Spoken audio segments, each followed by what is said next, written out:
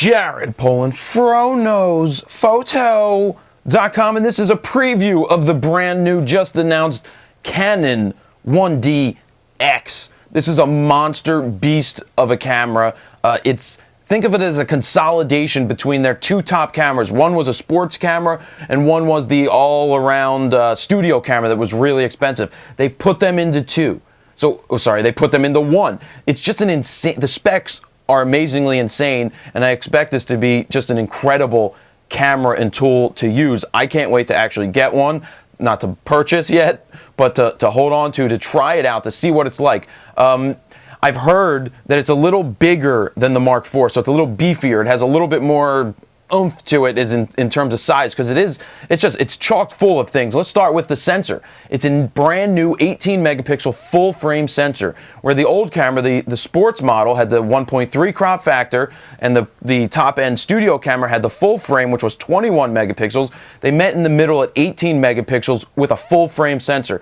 To me, I'd rather have the less megapixels, because that means each individual pixel is now bigger than its predecessors, which means it can gather more light, which means it has an insane low light capability. The range goes from normal, which is 100, all the way up to, I think, 50,000. I wrote some notes. 50,000. What is it? Where did I write it, Jared? Well, I didn't write that one, but I think it was like 50,000 or 52,000 is usable. You're going to see a bunch of information popping up on the screen through this video, because I don't want to say all the tech specs. It's easier just to pop them up. I wrote down things like, they consolidated the two cameras, which is cool. It has 3 processors in it now, so that's going to make it's just going to process your RAW files much quicker. It shoots at 12 frames a second, which is obviously very fast. It can handle that with the RAW files. It will do 14 frames a second if you want to shoot JPEG and stay below 3200 ISO, but I don't know anybody that wants to shoot JPEG. In terms of body design, the body seems very similar than the other ones, but they did make some adjustments. They put the joysticks now in places where you can actually reach them in vertical and horizontal. That is really important, because before, when you would hold like the Mark IV vertically, your thumb, unless you had gigantic hands, would not reach the joystick. Well, now you can reach the joystick, and that takes us to the autofocus. It's a completely reworked autofocus system. I believe it's at 61 points, but now you have individual different modes you can select, whether they're the triangles or the full mode or the let me pick whatever I want to pick type thing. The autofocus, I hear, is extremely fast. It took a huge leap to the next level of autofocus, and you put all of that stuff together, and it's just an insane camera. It's going to be an insane camera. Let me check the notes real quick. Bigger pixels, insane ISO, new AF, dual CF card slots. That's always important to do redundancy. Copy from one to the next, or just have it roll over. I like the dual redundancy because you take the same thing, you get recorded on both cards.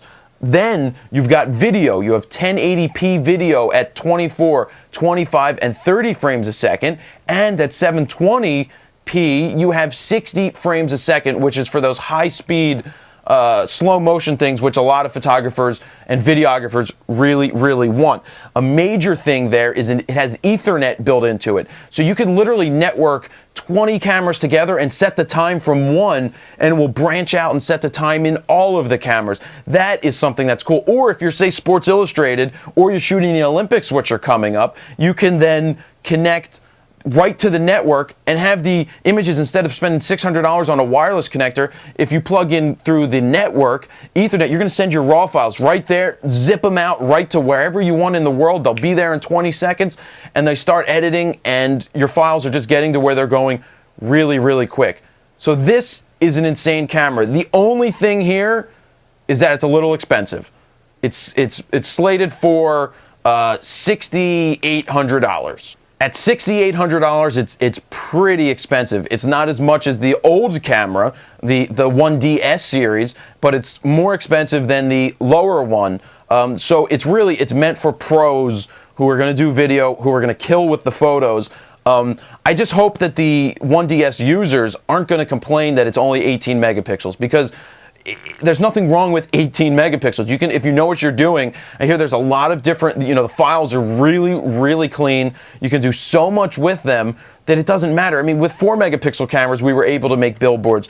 So they're just going to have to get through their head that, they had the same problem that the iPhone had. People made up this iPhone 5 thing. Well, the Canon shooters made up this 36 megapixel thing coming next. So, now that it's only 18, I'm happy with only 18. Bigger pixels, better quality pixels, better low light capability. I mean, imagine what you can do with, just with anything. You could shoot all day at 4,000 ISO, which is what I currently do anyway with my camera, but you can live at 4,000. Gives you faster shutter speeds. I mean, I don't need to explain that to the pros who are getting it, what it's going to do, but that's just something cool. The other thing is there's a 5-month lead time. It's not out till March, so I don't believe there's any actual production ones of these cameras out yet, but I hope to get my hands on it next week at Photo Plus. I'm going to try to set up a meeting to sit there and play with the camera. I hope to get one to use. I don't know if I will buy a second system so that I have 2 systems to play with and learn and use both,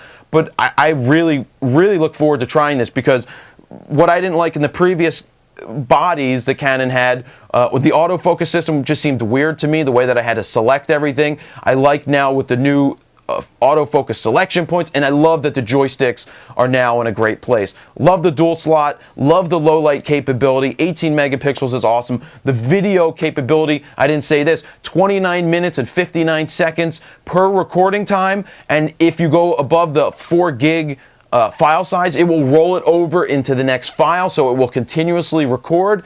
There's an there's a less compressed file format, which will be 6 minutes on 16 gigs, or a 1/12 the size, I believe it said, for the next compression format, so you can get more stored on your card.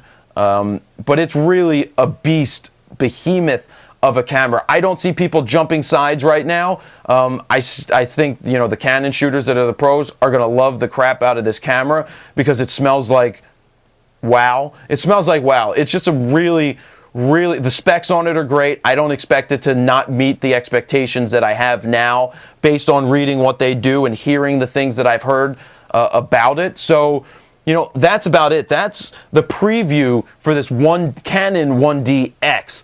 I'm excited to try it out because I need to learn this Canon system. I need to learn all about them. I need to use them more often, and I need to just grab and go with them and just shoot with whatever, because it sounds like fun.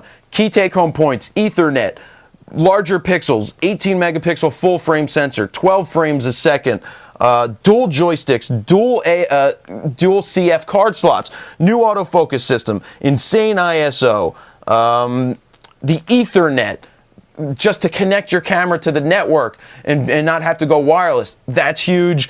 And the video capabilities are huge. So you can look for a full-on hands preview when Alan's camera picks one of these. When he gets it in, you better believe that I will be sniffing it, unboxing it.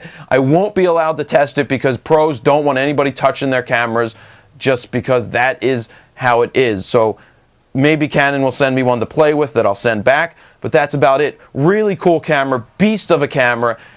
It's going to be really good. Jared Polin, FroKnowsPhoto.com. See ya!